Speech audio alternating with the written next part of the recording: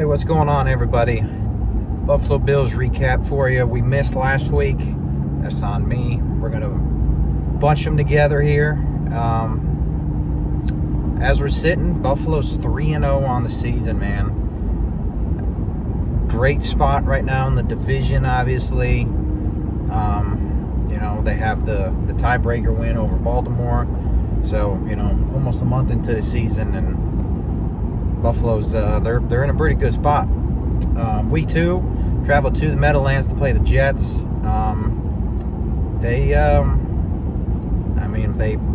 They took care of business, man. It almost seems like maybe they heard a little bit of the noise. Everybody saw how well the Jets played week 1. Everybody that was a lot of the people's upset pick of the week, was that the Jets were going to upset the Bills. And dude, the Jets were never in that football game at all, man. Buffalo came out and they just imposed their will, and they really never looked back. James Cook, man, have a game, over 100 yards rushing, a couple tutties in there. I mean, he's earning that extension for sure so far early on in this season. And Josh Allen didn't have to do much. I know it probably pissed off a lot of fantasy owners, but he did what he had to do, made the throws when he had to, and they pretty much they showed the Jets that they're not who they thought they were. So that was that. And then you turn around and there's a short week. They got to get ready to host the Dolphins on Thursday Night Football, the team that has just, man, it's like they took a massive step back, and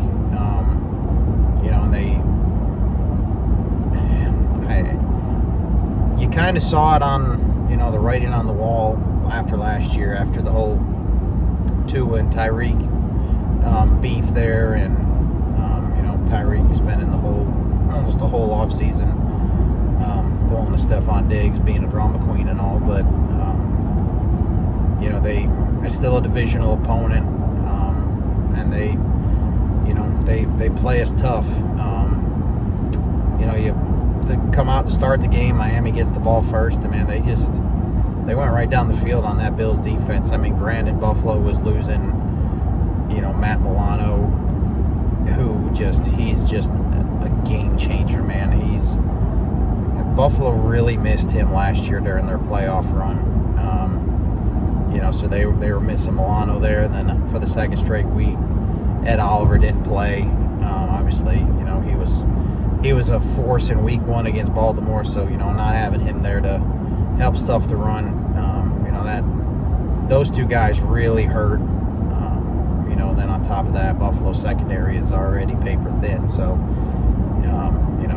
if you don't have the guys up front to impact the quarterback of the running game, you really don't want to be relying on them safeties on the back end. But yeah, man, Miami took that opening drive, went right down the field, scored a touchdown, and as a Bills fan, really wanted to see how the offense would respond.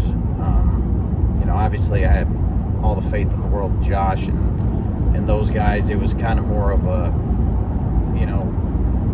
how do we try and take the momentum back from Miami, because that was obviously not how the defense was planning on starting that game for sure. So but yeah, man, Buffalo went right down the field, scored pretty easily. I mean, they may have saw third down that drive, but I mean, they moved quick. Next Miami possession, Buffalo's defense steps up, forces a punt. Buffalo gets the ball back on offense. Same thing, man, right down the field, scores. And now we're feeling good. Especially following drive, Miami gets the ball back, punts again. Buffalo gets it, man, driving right back down the field again. This time we stall out.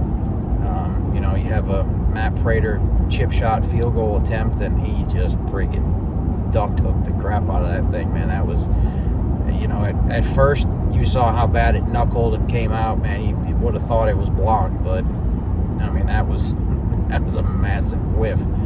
And not only was it a missed 3 points, but man, you give Miami the ball back with plenty of time before half to go down and potentially tie the game, and that's exactly what they did, man. Buffalo's defense just they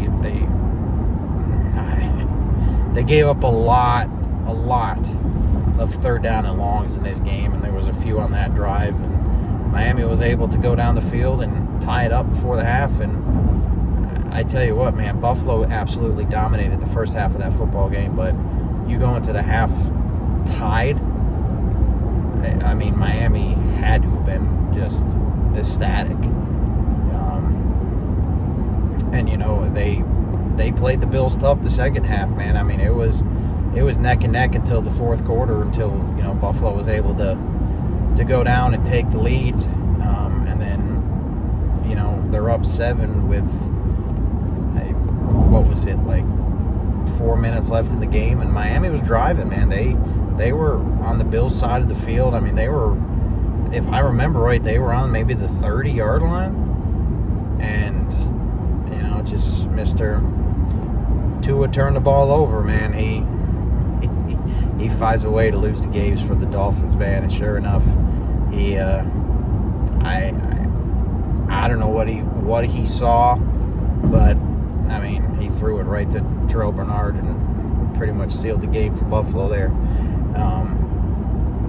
Yeah, that was nerve-wracking game for sure, especially just, I mean, like I said, Buffalo absolutely dominated the first half, and you know, to go into the half tied, it definitely got your it's maybe not PG, had everybody nervous, we'll say that. So yeah, to come away with a win there, to be undefeated in the division so far, like I said, and then to have that tiebreaker win over Baltimore, man, 3 weeks into the season. As a Bills fan, you're ecstatic. And then obviously, you know, this week, if I remember right, I'm obviously driving on the road here. I believe the Jets and Patriots play, and if the Jets were to somehow beat the Patriots there, you know, Buffalo's got a 2-game lead in the division 3 weeks into the season, so that's ideal on that front. So we'll see, man. There's not many great things about Thursday night football, but the one good thing is if your team plays and wins, boy, Sunday is so nice. You get to sit back with your Sunday ticket and just watch whatever you want, man, and carefree. So yeah, we're gonna be enjoying Sunday tomorrow. Living here in Carolina, may watch the Panthers until they you know, do what they do. And yeah, looking forward to a fun day of stress-free football tomorrow. So that's all I got for you. I don't want to get too in depth. You know, there's definitely issues on the defense that need to be addressed.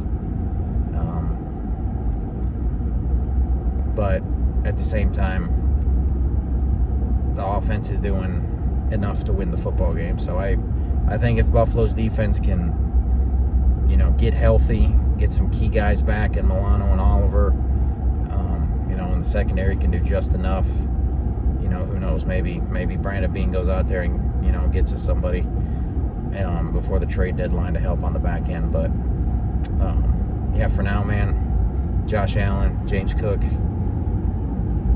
y'all are rocking right now, man. So that's all I got for you, man. Appreciate y'all tuning in as always. You know, make sure y'all are checking out all these other reviews that are popping up this year. It's good to see all these other guys, you know, kind of getting other reviews in here too. So make sure you check them out, and yeah, we'll see y'all next week. Go Bills.